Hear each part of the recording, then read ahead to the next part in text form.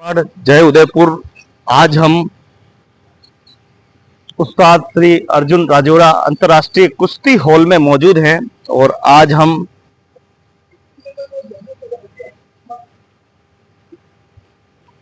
इन सभी पहलवानों से बात करने वाले हैं जो कि कुश्ती पहलवान हैं।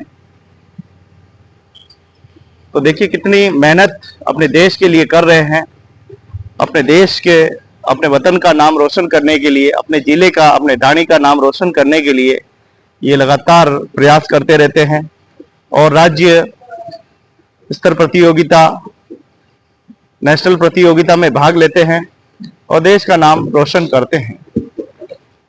जब भी इन्हें सफलताएं मिलती है तो ये सफलताएं सभी के साथ शेयर करते हैं। सफलताओं को अपने परिवार, अपने देश, अपने राजनेताओं के नाम करते हैं, प्रशासन के नाम करते हैं। मेडल जो भी मिलते हैं वह सभी अपने राष्ट्र को समर्पित करते हैं। ऐसे खिलाड़ियों के बारे में सरकार को सोचना चाहिए, विचार करना चाहिए कि इनको कैसे प्रोत्साहित किया जाए, कैसे आगे बढ़ाया जाए। जहां सरकार एक और ध्यान दे रही है कि खिलाड़ियों को प्रोत्साहित किया जाए, बेटी पढ़ाओ बेटी बचाओ और सशक्त भारत, उन्नत भारत, बदलता भारत की बात करती है, वहीं इनके बारे में भी विचार करना चाहिए। इनसे हम मिलेंगे, इनसे बात करेंगे कि आखिर इनकी क्या परेशानी है, किस प्रकार से सरकार क्यों नहीं सुन रही है, आखिर क्या चीज, क्या इनको चाहिए।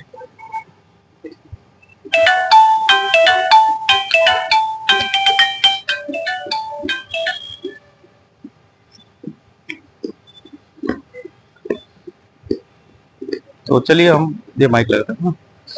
तो हम ये हाथ में रख लो, आगे लेना।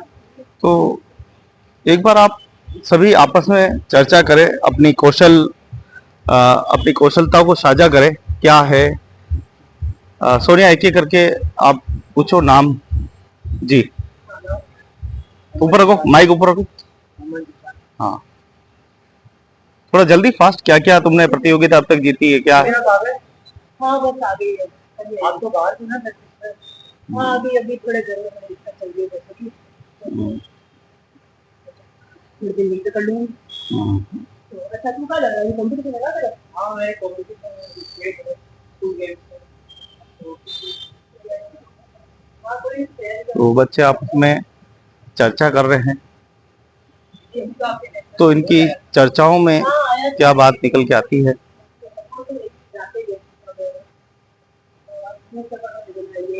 बोलने से बड़े बड़े प्रोमिस करते हैं, वादे करते हैं।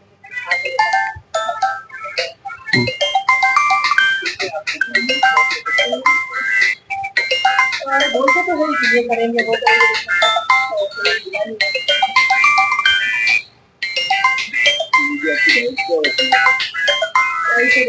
कितना हो सके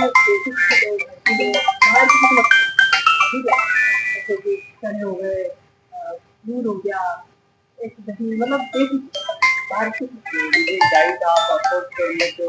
हाँ, घर वाले ही घर वाले ही होता है। अभी तक घर वाले ही होता है। तो दीदी, आप लड़कियों के भी इतना बाहर रहे, इतनी प्रैक्टिस करी, तो किसी ने आपका सपोर्ट नहीं किया? गवर्नमेंट की तरफ से कुछ सहयोग नहीं आया सपोर्ट करने के लिए? इसलिए बच्चे क्या करें? नहीं, अभी तक तो किसी ने भी साथ नहीं दिया है, किसी ने भी स्पॉन्सर नहीं किया है अभी तक तो।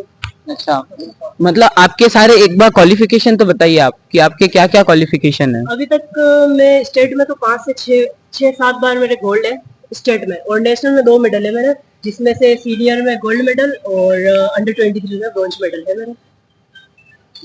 तो दीदी, आप कितने टाइम प्रैक्टिस करते हैं, कुछ थोड़ा बताएंगे हम बच्चों को भी? 7 से 8 घंटे दिन में प्रैक्टिस करते हैं, सुबह और शाम।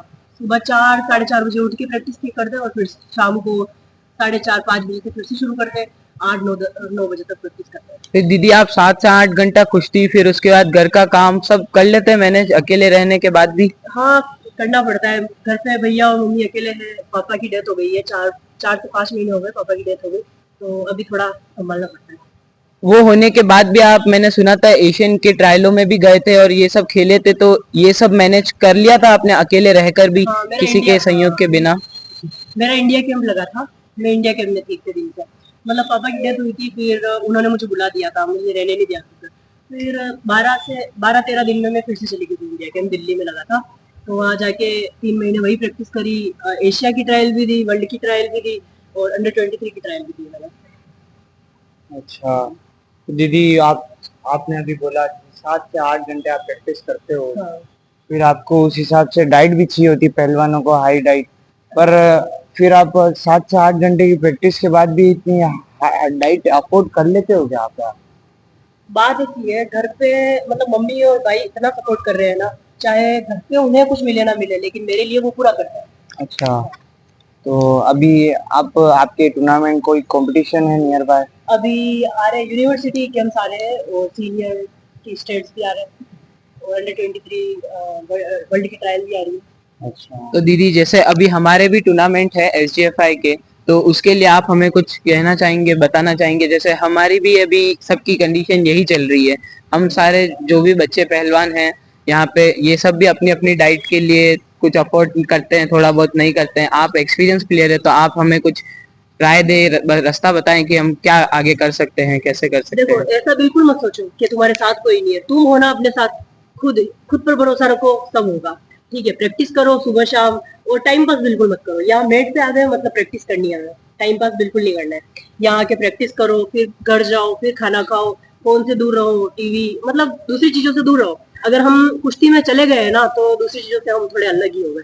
मतलब यूं भी समझ लो, तुम एक पहलवान हो और मतलब दूसरे जो नॉर्मल लोग होते हैं वो नॉर्मल है और हम पहलवान है। जो पढ़ाई करता है वो कुश्ती नहीं कर सकता, वो गेम नहीं कर सकता, और जो गेम करता है वो पढ़ाई नहीं कर सकता। वो पढ़ाई फिर भी कर लेगा, लेकिन जो पढ़ाई करता है ना वो गेम तो 1% नहीं कर सकता।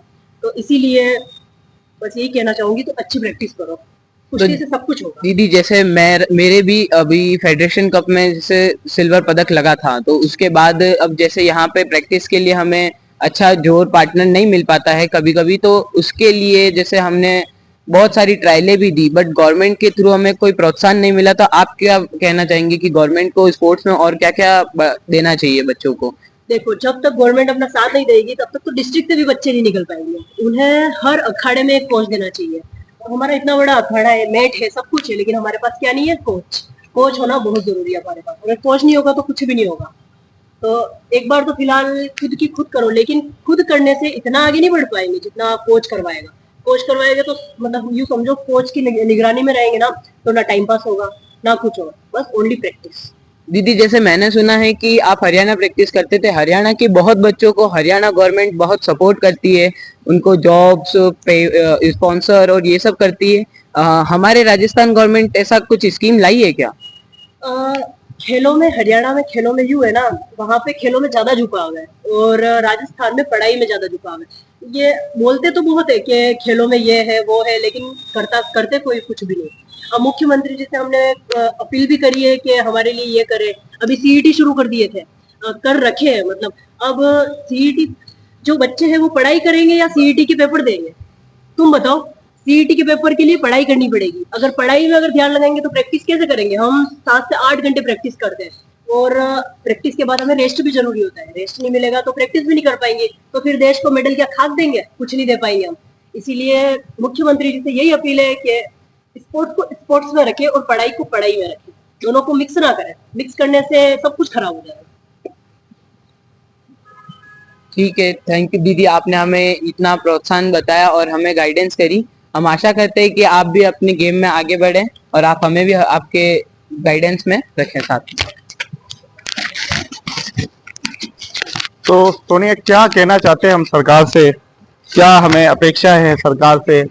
सरकार से हम क्या चाहते हैं? किस प्रकार की पॉलिसी हमारी बननी चाहिए? क्योंकि तुम इस लंबे कार्यकाल हो गया है, हरियाणा का अच्छा अनुभव और अन्य राज्यों का अनुभव लेके तुम मेवाड़ में हो, तो क्या सीखा है, क्या समझे हो इस पॉलिसी को, थोड़ा बताओ। सबसे पहले नमस्ते, मेरा नाम सोनिया है। मैं राजस्थान उदयपुर से हूँ और मैं भी मेवाड़ से हूँ, राजस्थान से। तो मैं समझ रही हूँ, हर प्लेयर का दर्द समझ रही हूँ, क्योंकि मैं भी एक प्लेयर हूँ। तो यहाँ पे सरकार ने हमारे स्पोर्ट्स में भी सीईटी शुरू करी है। अब सीईटी क्या होती है, सीईटी में हमें करनी पड़ती है पढ़ाई, तो वो हमसे नहीं हो पाती क्योंकि हम 7 से 8 घंटे अगर प्रैक्टिस करेंगे तो पढ़ाई का टाइम हमें कहाँ मिलेगा, आप खुद बताओ। तो मुख्यमंत्री जी से हमारी यही अपील है कि हमारा साथ दे, सीईटी जैसी दुविधा को दूर करें हमसे, तो बस यही है। और बहुत से लोग हमारा साथ भी दे रहे हैं, उनको बहुत बहुत धन्यवाद है हमारी तरफ से, इन सबकी तरफ से, क्योंकि मैं भी एक प्लेयर हूँ, ये भी एक प्लेयर है। तो हम अभी मतलब ऐसी दुविधा में है ना हम कुछ भी नहीं कर पा रहे, हमें नौकरी की जरूरत है, हर चीज की जरूरत है, लेकिन हम नौकरी भी नहीं ले पा रहे। हरियाणा की पुलिस क्या कहती है? हरियाणा में स्पोर्ट्स में इतना झुकाव है ना, हर चीज में साथ देते हैं वहाँ पे। मतलब स्टेट में मेडल आ गया, नेशनल में मेडल आ गया तो स्पॉन्सर कर देंगे बच्चों को, पैसों की व्यवस्था, हर चीज गांव गांव में पैसों की व्यवस्था देते हैं। लेकिन मेरे स्टेट में भी आया है, नेशनल में भी मेडल आया, वो भी गोल्ड मेडल आया, लेकिन अभी तक डिस्ट्रिक्ट में भी मेरा किसी ने साथ नहीं दिया, तो स्टेट में क्या ही देंगे। वास्तव में ये सोनिया का दर्द नहीं है, ये तमाम उन खिलाड़ियों का दर्द है जिसे सरकार को सुनना चाहिए, सरकार को इस पे बड़ा निर्णय लेना चाहिए। और सरकार जिस प्रकार से भारत सरकार बनी कि सबका साथ सबका विकास, लेकिन यहाँ जब बेटी पढ़ाओ और बेटी बचाओ जैसी बातें जरूर होती है लेकिन ध्यान नहीं दिया जाता। सोनिया भी उसी की एक प्रत्यक्ष प्रमाण पत्र है हमारे सामने कि किस प्रकार से समाज की रूढ़िवादी प्रथाओं को चीरते हुए जिस समाज में इतनी जबरदस्त प्रथा हो उस समाज में इस तरह के खिलाड़ी बन के उभरना, ये अपने आप में बहुत ही गौरव की बात है। मैं प्रणाम करूंगा सोनिया को, क्योंकि हमारे सबका नाम भी रोशन किया है, जिले का नाम रोशन किया है, तमाम मेवाड़ वासियों का नाम रोशन किया है। और मैं गुजारिश भी करूंगा सरकार से कि सरकार इन खिलाड़ियों के बारे में थोड़ा सा सोचे, 2 कदम आगे बढ़े, क्योंकि ये बहुत मेहनत करते हैं। मैं देखता हूं इनको, ये इनका आप सोचिए कि जब इनके पेट के अंदर कुछ नहीं होगा तो कैसे काम चलेगा, कैसे ये देश का नाम रोशन करेंगे। इनके पेट के बारे में भी सोचा जाए, इनके परिवार के बारे में भी सोचा जाए, इनके भविष्य के बारे में भी सोचा जाए। इनकी शिक्षा प्रणाली भी ऐसी बनाई जाए कि जिससे कि ये शिक्षा भी पूरी कर सके और शिक्षा में इनके अड़ंगा भी नहीं लगे। इस प्रकार की नीतियों को बनाने की आवश्यकता है। ये देश के समर्पित हो गए हैं कि न आज इन्हें उम्मीद है कि आज नहीं तो कल सरकार हमारा भला करेगी, सरकार हमारी सोचेगी। जब देश आजाद हुआ, पहले रजवाड़ों का राज हुआ करता था, राजा महाराजाओं का, लेकिन सरकार की जिम्मेदारी बनी, सरकार ने अपने भागदौड़ हाथ में लिए, एक कल्याणकारी राज्य की स्थापना हुई। मैं चाहता हूं कि कल्याणकारी अगर वास्तव में राज्य है तो हमारे नेता और अभिनेता, शासन और प्रशासन जागे, जिला कलेक्टर जागे, तमाम अधिकारी जागे और अपने कर्तव्य और दायित्व को पूरा करें। कब तक ये घिसे पीटे वाले कानून चलते हमारे में आगे बढ़े, विश्व की अर्थव्यवस्था हम बनने जा रहे हैं, विश्व में हमारा डंका बज रहा है, बड़े बड़े राष्ट्र अध्यक्ष हमारे मोदी जी को फोन कर रहे हैं, तो इससे बड़ा क्या चाहिए। आज हमारे बच्चों को प्लेटफॉर्म चाहिए, उभरता हुआ भारत, बढ़ता हुआ भारत। अगर हमने इस भारत का ध्यान नहीं दिया तो आने वाले समय में इसके विपरीत परिणाम भी हो सकते हैं। समय रहते सरकार को विचार करना होगा कि किस प्रकार से हमारे बच्चों को अच्छे फील्ड में भेजना है। आज स्कूलों में टीचर नहीं है, पीटीआई नहीं है, आज अर्थव्यवस्था फेल हो चुकी है। कुल मिलाकर शिक्षा प्रणाली अगर देखें तो आज कई सवाल इस पे खड़े हो रहे हैं, हम आए दिन अखबारों में, टीवी में देख रहे हैं। अगर ऐसे बच्चे वास्तव में इनको मौका मिलता है और ये अगर अच्छी जगह जाते हैं या स्पोर्ट में गए अच्छी जगह जाते हैं, निश्चित रूप से भारत का नाम रोशन करेंगे, देश का नाम रोशन करेंगे। और हमारी जो ये पूरी प्रणाली है कार्यपालिका और की जो न्यायपालिका की और नगर पालिकाओं जो प्रणाली है, इस प्रणाली को भी बदलने में इनकी बहुत बड़ी भूमिका रहेगी। मैं गुजारिश करूंगा जो भी इस वीडियो को देख रहे हैं इसे ज्यादा से ज्यादा शेयर करें, ताकि ये सरकार तक ये आवाज पहुंचे कि किस प्रकार से ये कुश्ती में या अन्य किसी खेलों में खेलने वाले खिलाड़ी आज भी कितने अपेक्षित है। आज भी ये सरकार का इंतजार कर रहे हैं कि सरकार हमारा भला करेगी। ये दिन रात मेहनत करते हैं, अपनी मानसिक प्रताड़ना के साथ उस कुश्ती के दंगल में उतरते हैं और उसके बाद ये सोचते हैं कि अब हमें शायद सफलताएं मिल जाएगी। सफलताएं भी इनके हाथ लगती है, फूल और मालाओं के साथ इनका स्वागत किया जाता है। कुछ बड़े अधिकारी भी आते हैं, तालियां बजाते हैं, धन्यवाद देते हैं, प्रशंसाएं करते हैं, बहुत सारे जो काव्य में जोश भरते हैं, लेकिन बात वहीं की वहीं आ जाती है। थोड़े दिनों के बाद वो भूल जाते हैं और ये बात लुप्त हो जाती है। मैं गुजारिश करूंगा इन बातों को ध्यान रखें और बातों पे अमल करें और इन सभी खिलाड़ियों के जीवन में सर्वांगीण विकास हो, इनके परिवार में विकास हो, ऐसी एक प्रणाली बनाकर इनके जीवन को बेहतर बनाने का काम करें। मैं यही गुजारिश करूंगा चैनल के माध्यम से। और कुछ कह रहे हो तुम? बस सरकार से यही अपील है, हमारा साथ दे, सीईटी को हटाए, हमारे कोई भी भर्ती हो उसमें से सीईटी को हटाए। सीटी को हटाने से क्या फायदे हमें मिलने वाले हैं, थोड़ा सा? सीईटी ये है, सीईटी में हमें पढ़ाई करनी पड़ेगी। अगर हम पढ़ाई करेंगे तो हम मेडल कहाँ से लाएंगे? स्टेट, नेशनल मेडल देंगे। और मेडल मांगने सब आ जाते हैं, लेकिन कोई यूं नहीं बोलता है कि प्रैक्टिस तुम कैसे कर रहे हो। अगर हार जाएंगे तो लोग यूं बोलेंगे तुमने प्रैक्टिस नहीं करी, और अगर जीत जाएंगे तो बस। इसीलिए बस सीईटी को हटाए, अपील है यही सरकार से। जय हिंद, जय राजस्थान। तो आपने देखा किस प्रकार से ये पूरी व्यवस्थाएं हैं और ये सारे खिलाड़ी यहाँ पे मौजूद है। हम सब ने इनसे बात की है, इन सभी से संवाद किया है। आप भी इनकी आवाज बनिए। आप जिस देश में रहते हैं, आप किसी भी प्रांत में रहते हैं, अगर वास्तव में आप सच्चे भारतीय हैं तो इन खिलाड़ियों की आवाज उठाइए। इनके जैसे हजारों लाखों खिलाड़ी इसी प्रकार से जीवन जी रहे हैं, जो आस में बैठे हैं कि आज नहीं तो कल सरकार हमारी मदद करेगी, सरकार हमारी सुनेगी। लेकिन सरकार कब इनकी सुनेगी, सरकार कब इनकी तरफ देखेगी, ये एक बड़ा सवाल है। मैं इन सभी के जीवन में मंगल कामनाएं करता हूं और नवरात्रि की शुभकामनाएं देता हूं। मां भगवती इन सबको सफलताएं दे और भारत का नाम रोशन करते रहें, जिले का नाम रोशन करते रहें, गांव का नाम और अपने समाज का नाम रोशन करते रहें, यही गुजारिश करूंगा। और अंत में मैं यही कहना चाहूंगा कि राजस्थान की सरकार इन खिलाड़ियों के बारे में थोड़ा सा सोचे, विचार करे। ये आपकी संतान है, आप मुखिया हैं, आप ऐसे कानून, एक नए नियम बनाइए जिससे कि ये सारी व्यवस्थाएं बदल जाए और हर खिलाड़ियों को प्राथमिकता मिले। बहुत बहुत धन्यवाद। जय हिंद, जय भारत। तो देखिए आप किस प्रकार से ये दिन रात प्रैक्टिस करते हैं। आप इनकी पूरी देखिए किस प्रकार से ये अलग अलग देशों में जाकर अपना रिप्रेजेंट करते हैं, स्वयं प्रताड़ित होकर देश का नाम रोशन करते हैं। इनके खान पान आहार सभी के बारे में हमको सोचना होगा, विचारना होगा, विशेष पैकेज बनाने होंगे और इनको वास्तव में ऐसी जगह इनको नियुक्ति देनी होगी जहां इनका आर्थिक जो दबाव है वो भी ठीक हो और ये इनका परिवार भी संबल हो। इस प्रकार से नीतियां बनानी होगी और इन खिलाड़ियों को आज प्रोत्साहित करने की आवश्यकता है। उदयपुर जिलों की नगरी से आप सभी को ये खिलाड़ियों की दर्द भरी रिपोर्ट हम बता रहे हैं। आशा है कि आप इस पर विचार करेंगे और आप भारत के इस उभरते हुए इस भारत के आवाज बनेंगे। इसके सर्वांगीण विकास में आप भी अपनी आहुति लगाएंगे। जय हिंद, जय भारत।